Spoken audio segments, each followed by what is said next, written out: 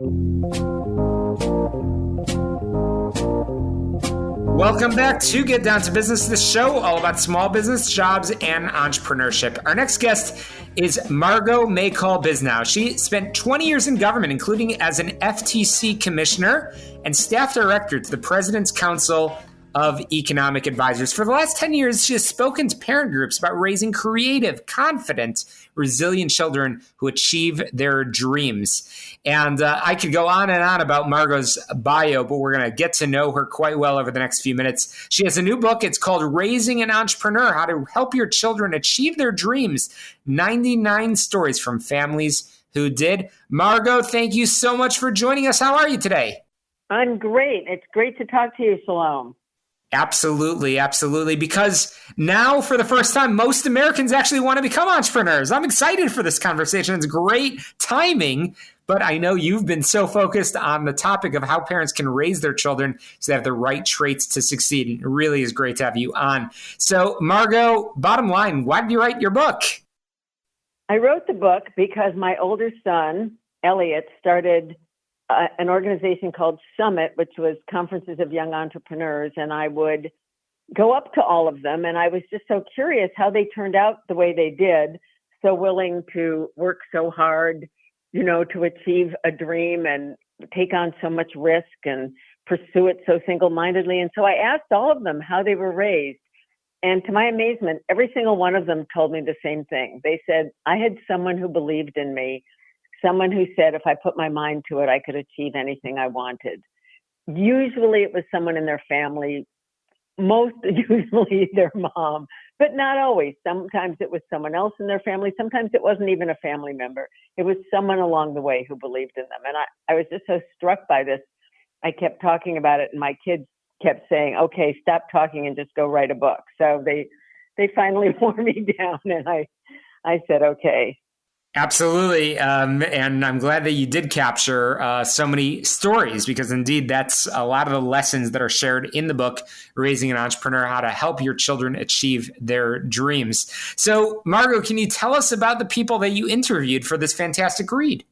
Yeah, thank you for asking. So I wanted to take a really broad and diverse view because I wanted to know, not just like the white guys who start the billion-dollar companies, but entrepreneurship for anybody and everybody. And so I wanted to talk to every single kind of person, every race, religion, socioeconomic background, every education level, every kind of family, from every kind of town, half men, half women, just as diverse a group as you could find. And the amazing thing is every single one of them, regardless of whether it was 7 kids with immigrant parents who hadn't graduated from college or 3 kids in a family that grew up outside Chicago.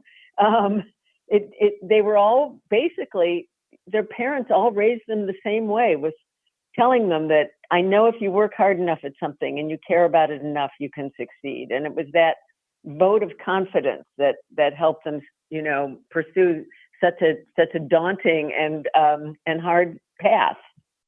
Absolutely. I'm chatting with Margot Machol Bisnow, who has written the book quite literally. It's called Raising an Entrepreneur, How to Help Your Children Achieve Their Dreams. And Margot, one of the things that I found fascinating as I've been browsing through your book is that indeed, as you were just saying a moment ago, there are characteristics that all of these entrepreneurs have in common, but also a lot of them played sports. Can you tell me what that has to do with entrepreneurship? Yeah, no, great question. And it actually was one of the many things that surprised me about the process of interviewing all of these different people was how many of them did play sports at an elite level. Every single one of them had a passion outside of school.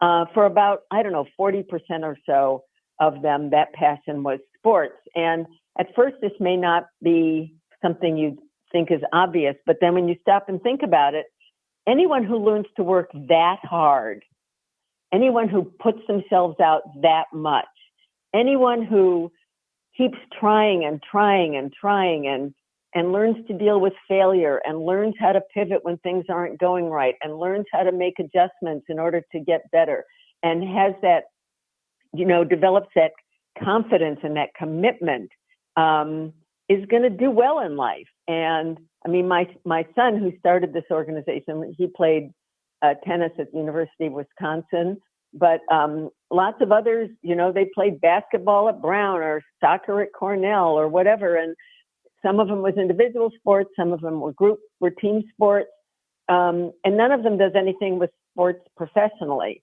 But it all gave them that grit, that focus, that hard work, that determination to succeed no matter what. And the other thing that it gave them, which I think is so important, is the attitude towards failure. If I can just add, Roger Federer, I don't know if you heard his commencement address at Dartmouth a few months ago, but here's the greatest tennis player of our lifetime who said, even though he won 80% of his games, he lost 50% of the points he played in matches. And he said, if you focus on what you've lost, you're looking backwards, you're not looking ahead. And these are all these sort of life skills that people playing sports that competitively end up having that enable them to be successful later on. Margot, I've got about 30 seconds until I have to cut to break, but I'm curious about your own kids. Did you raise them to be entrepreneurs? No, I didn't even know what an entrepreneur was. That's wild. Well, we're going to pick up on that theme in a moment. That's wild. I want to hear about your initial concept of entrepreneurship and how it's evolved and developed over time. But again, we are chatting with the author of Raising an Entrepreneur, How to Help Your Children Achieve Their Dreams. That's Margot Machol Bisnow. Spent 20 years in government, and for the last 10 years, she has been advising many different organizations in New York City and Malibu and in DC that's helping folks in their dreams. Again, you're listening to Get Down to Business. We'll be right back.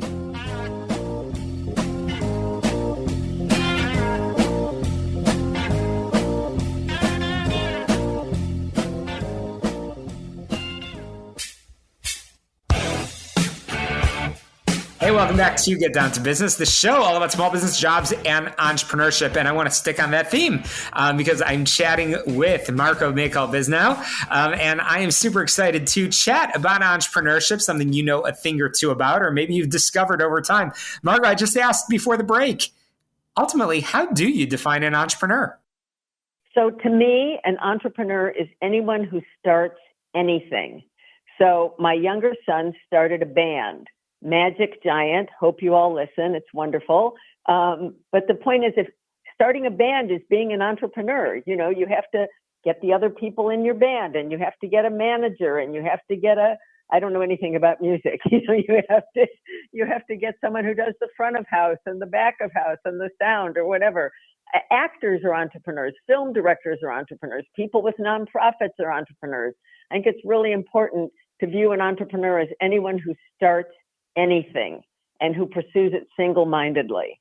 That's a great takeaway on entrepreneurship, and so important in your book, talking about raising entrepreneurs and letting children often, I know you've talked about this previously, figure things out for themselves. So why is your book so important right now? I think there are so many kids today who are unhappy. And I think they're unhappy because they've never had a chance to figure out what they love. They've never been encouraged to do what they love. Their parents, well-meaning, but wrong for the current age, have kept asking, showing, telling, urging their kids to pursue the path that worked when their parents were growing up. Study all your classes, get good grades in everything, get lots of extracurricular activities. You have to do this to get into the right college, because otherwise you can't be successful in life. And that path works for all of us.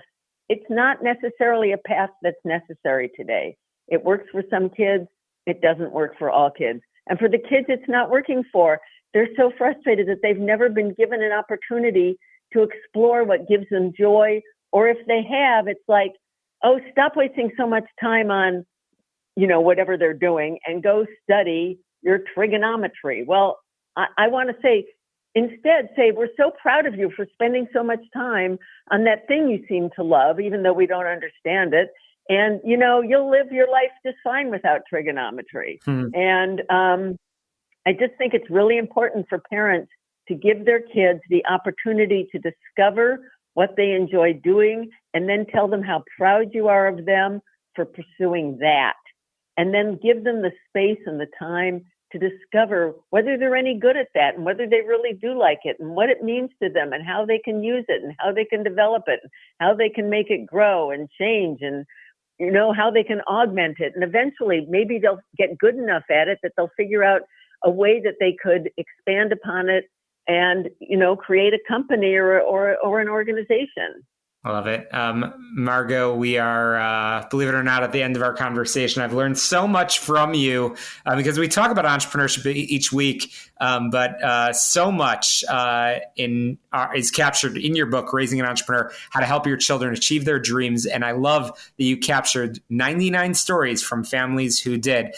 Margot, we'll link in our show notes, but how can our listeners get in touch with you and find the book? So the book's on Amazon.